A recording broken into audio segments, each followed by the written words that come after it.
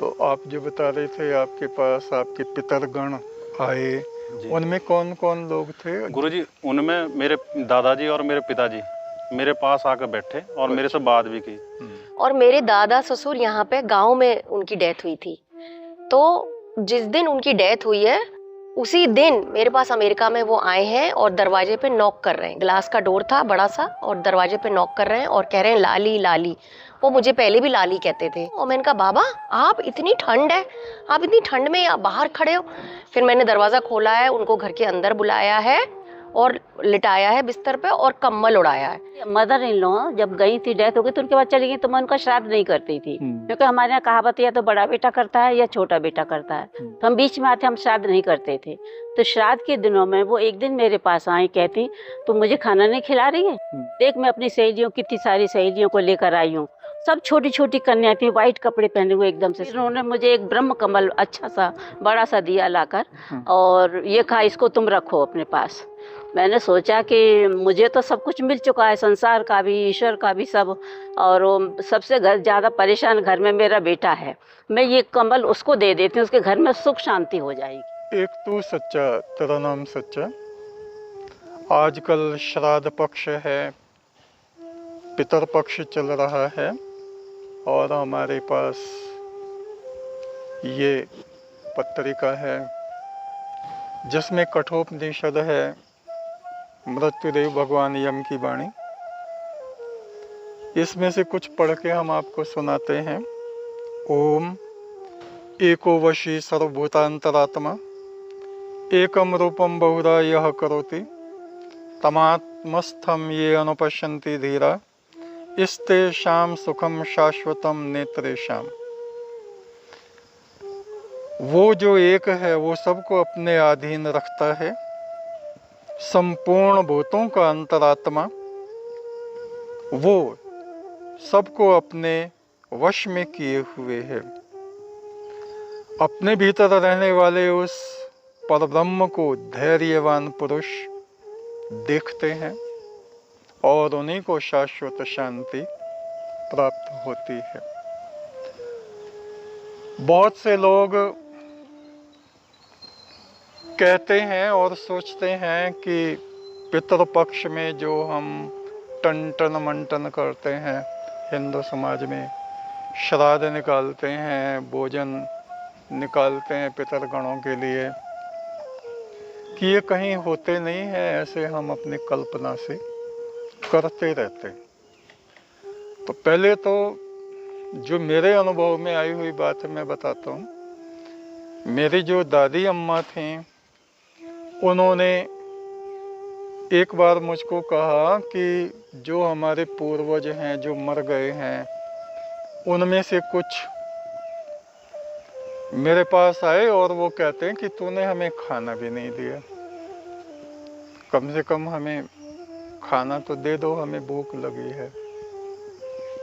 तो मेरी दादी माँ ने मुझको कहा कि ऐसा है, ये दिखाई दिया था और क्या करूं। मैंने कहा दादी जी आप रोटियां होंगी और गाय को दे दो। तो उन्होंने गाय को रोटी दे दी।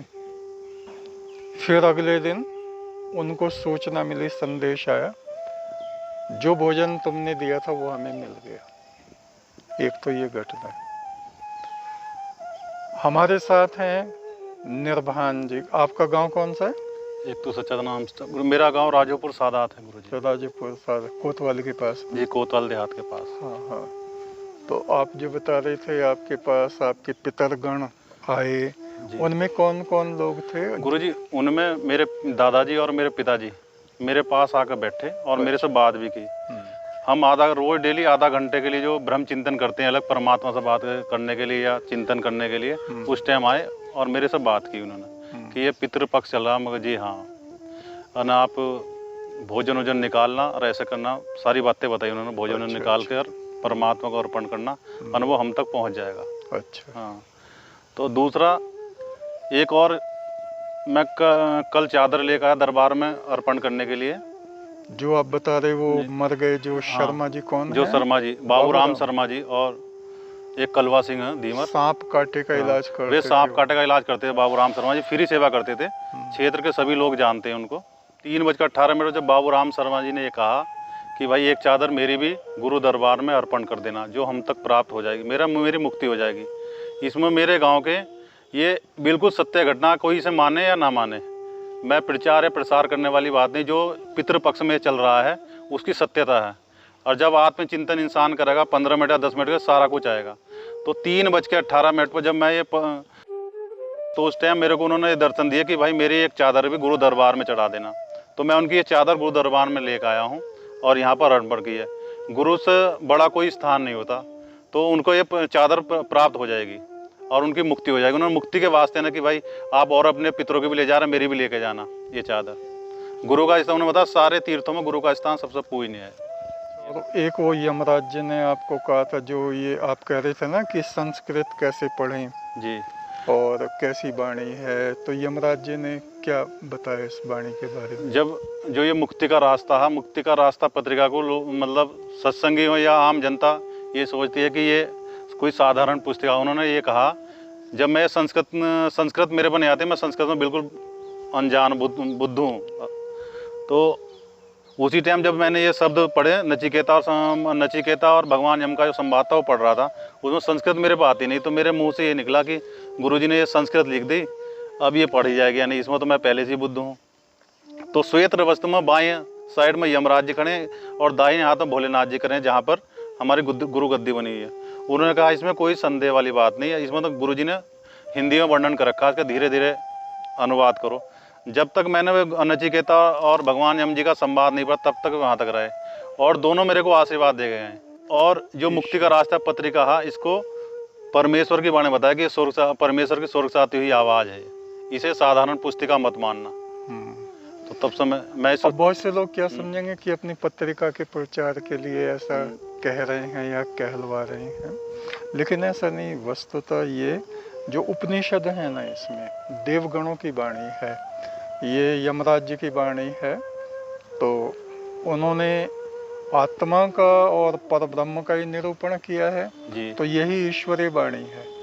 वेद जो है वो ईश्वरीय वाणी है, और वेदों का ही जो अध्याय हैं वे उपनिषद कहे गए हैं।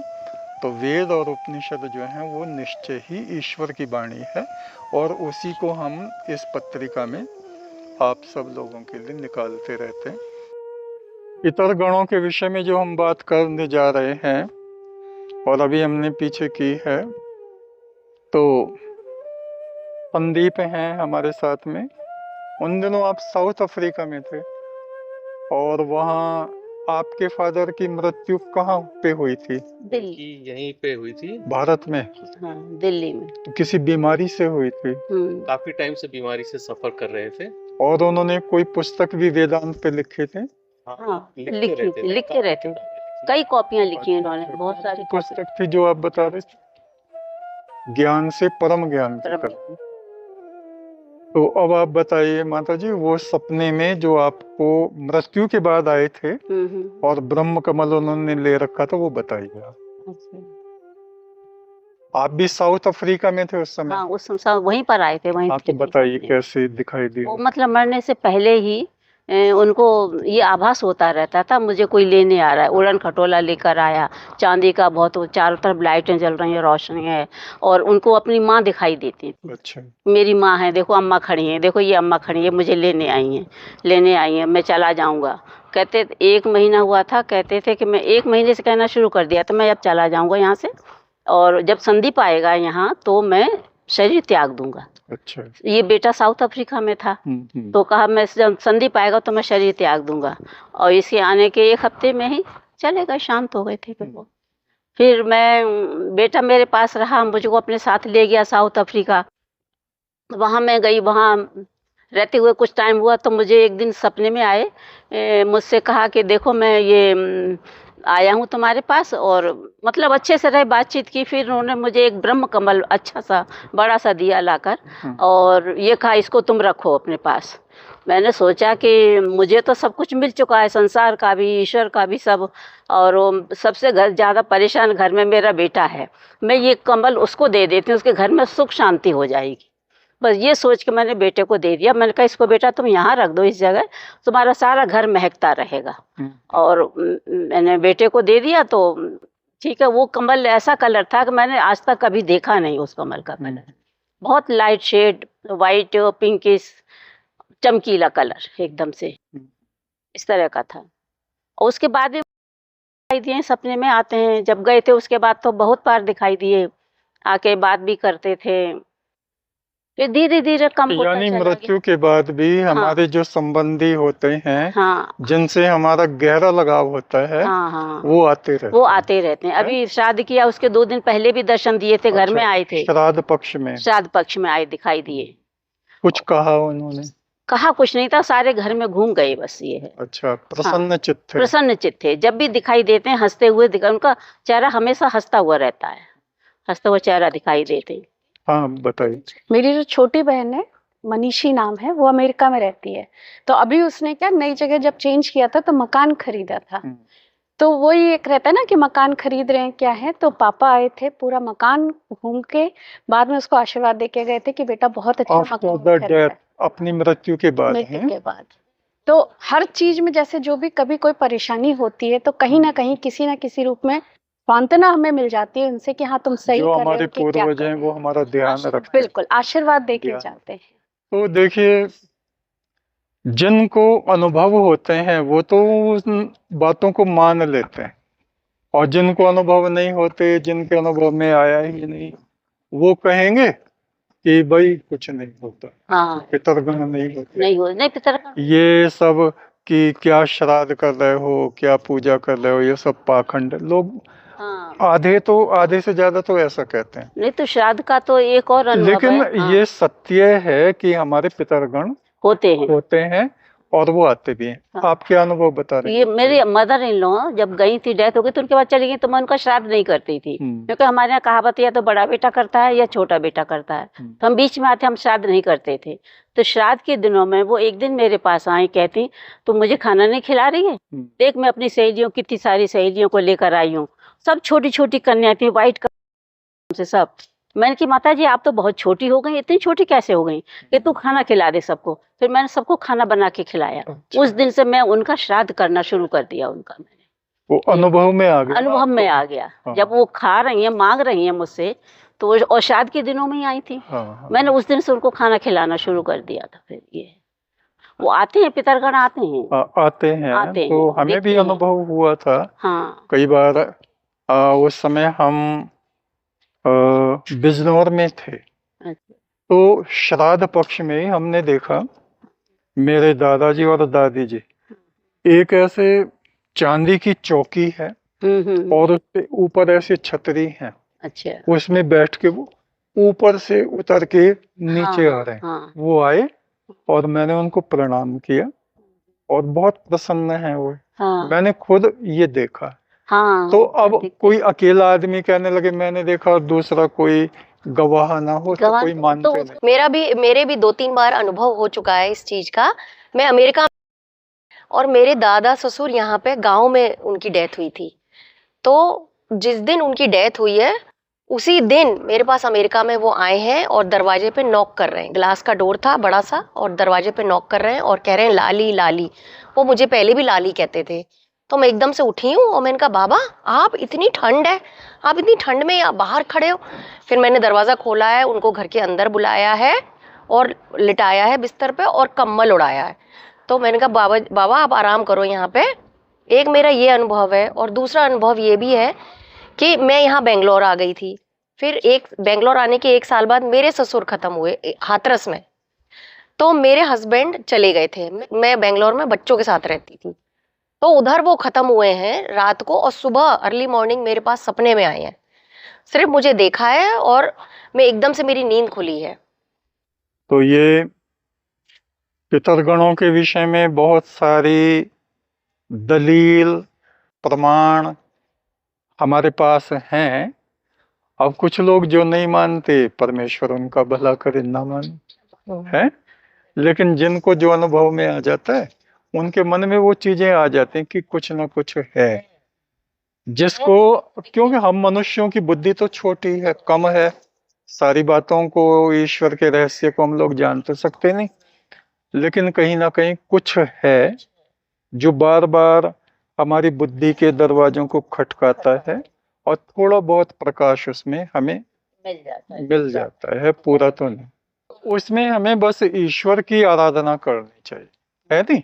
पितरगणों को भी प्रणाम करना चाहिए, देवगणों को भी प्रणाम करना चाहिए, और पार ब्रह्म परमेश्वर जो पितरों का, देवगणों का, सभी का आराध्य देव है, उसी की आराधना करने से हमारी आत्मा का विकास होता है और आत्मा में प्रकाश होता है। एक तो सच्चा, तेरा नाम सच्चा।